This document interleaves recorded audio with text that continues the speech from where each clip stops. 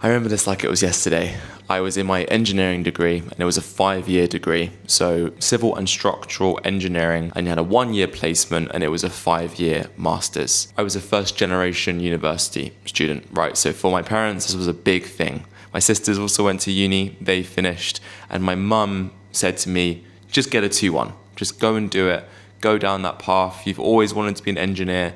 You've always wanted to be an architect. It's not that I didn't like engineering. It's not that I didn't like architecture. I just knew that there was something else that was calling me. And I remember saying to my parents very, very clearly, because for them it really was about the money, and because money is a function of safety, I remember saying to them, if I'm not making triple what an engineer makes 2 years out of university, then I will go back to engineering. And so I gave myself a deadline. I burnt the boats. I tend to do that a lot. I remember walking into my professor's office and saying, hey, I would like to switch my degree from 5 years to 3 years. And they were like, are you sure about that? And I was like, yep, absolutely fine. I want to do it. At this stage of my life in second year of uni, my mates were sniffing coke off of the table, going out almost every night. And I was getting up early to go and row. I was reading books. I was studying, not studying the way that you guys would think. Actually, all throughout university, I was actually a very bad student. I didn't go to any of my lectures. I used to just train all day. I used to read books all day. I actually built 2 startups during university. When the exams came around, I crammed all of the lectures in 1 week. I did all of the past papers the next week.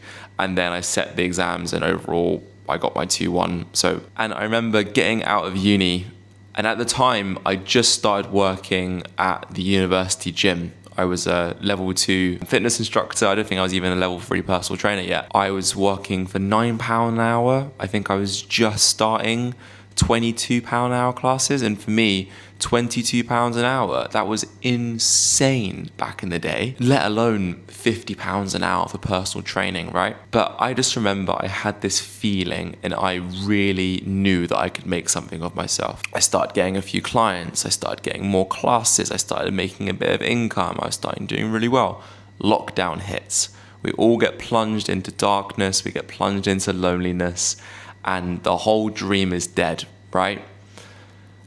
If there's one thing that I've learned about life, it's that you, in my opinion, and I just learned this myself, I try not to judge things in any way. And I'll tell you the story why. First lockdown was absolutely horrible, but second lockdown, I was making over 6 figures a year as a personal trainer, and that launched my career. I can very clearly say that if it wasn't for lockdown, I do not think I'd be talking to you with a camera right now about how I own a gym. Almost guaranteed. It was because during first lockdown, Kira and I took it upon ourselves, and we almost felt this moral obligation to share calisthenics. It's a way that you can train from home. We used to help people for free. We used to do live classes. We used to give away free ebooks. All of our time was spent on building these resources that we could give away. Not many people used them. Our clients at the time, I think, were like, yeah, good stuff, guys, well done. And we obviously helped them through lockdown. But then when we came back from lockdown, guess what happened? We had built this little small community. It started as a small community before lockdown, and it only grew during lockdown. As we left lockdown and everyone could come back together, we all were lonely. We craved connection. So we brought people together. We started doing meetups outside. Everything was going good. And then second lockdown hit. And all of these people who are just getting back into their routine, they can't have their personal trainer. They can't hit the gym. There was a rule, actually I didn't realize this in the first lockdown, that existed in the second lockdown, which is if you meet outside face to face, you can personal train people. And I saw that and I was like, hello, that's my business. Next thing I know, I was doing completely free sessions outside. During second lockdown as well, I said the same thing. I will write a free program for anyone who wants help during lockdown. And lo and behold, I had people coming to me for personal training. At first it was £30 an hour, then 40, then 50, then 60, then 70. And nowadays I don't even coach or do any personal training in any way, in any shape or form. Back then, I was doing 40 hours a week at minimum £50 an hour. So if you do the maths, that's £8,000 a month, that's 96 grand a year. And that wasn't even including the 20 hours a week of online classes that I was doing, that I was getting paid £25 an hour for, plus the online clients that I had at the time.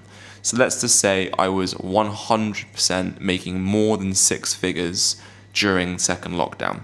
And I remember I had to lug all my gear over to this tree. I was literally outside. Winter was horrible, summer was amazing.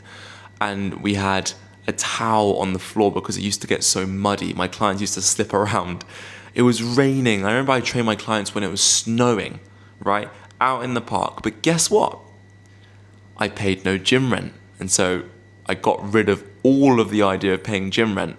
Then I realized, actually, the only equipment I'm really using are gymnastics rings. So I got rid of all the other stuff because I didn't need it. The rings were perfect. When lockdown lifted, we just did small group classes. We built it up. We built up the community. And long story short, we now have the #1 rated independent gym here in Bath. I qualify and help personal trainers get their first 10 clients. And we have an online community where we help people get into calisthenics and bodyweight training from home anywhere in the world. What's the moral of this story? There's loads of morals of this story. I think #1 is, if you're in your 20s, you have nothing to lose. Most people spend their 20s partying. I spent my 20s working like a fucking dog. If you don't have kids, you don't have a house, you haven't got a mortgage, you have nothing to lose.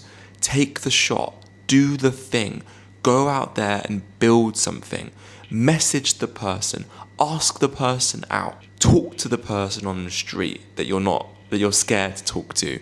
Launch the idea, make the website, send the fucking DM, especially in the age now of AI, where everyone's essentially going to have to become an entrepreneur or you're going to get replaced in 3 or 5 years. It's even more important now to think about that degree, to think about that education and start seeing if you can make something on the side. That's #1. #2, work for free. I believe that when you get into something, you should work for free. And I don't care what you should do. I'm just saying from my experience, if I get in something, I should work for free. And let me give you an example of this. We are a registered training center in the UK. It took us a year to do that. I had to become essentially qualified as a teacher, so I can go teach in schools right now. I had to go through a massive, long, arduous process, make 30 documents of 50 pages each. It was ridiculous the amount of effort we had to go through to do this. We are a registered training center. I can qualify people in level 2 and level 3 personal training. For the first cohort, I'm going to do it for free.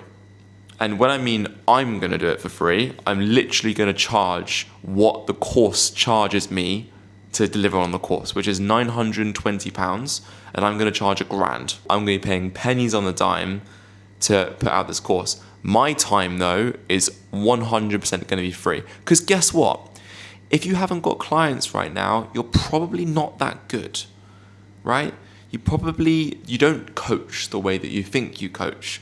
Those few free clients will teach you more than any book, any course, anything you'll ever do. And working for free just takes the pressure off. It basically says, look, I'm trying this out. I have no idea how good this will be. There's probably going to be cobwebs. I think I know what I'm doing and I think I can really help you out. But I'm just going to work for free. And if I'm really, really good, can you just pay me later? Is that cool? Now, that's different when you've got a mortgage and you've got kids, right? But in your 20s, fucking do the thing. Lesson number 3 is don't judge things so fast. So when you are doing things, when things happen to you and it feels awful, just maybe wait it out a little bit. In the moment, it might feel horrible, but if you give it a little bit of time, you might look back on it and realize that it was the best thing that could have happened to you. All right, guys, so take the risk, do the thing. I'll see you guys in the next video.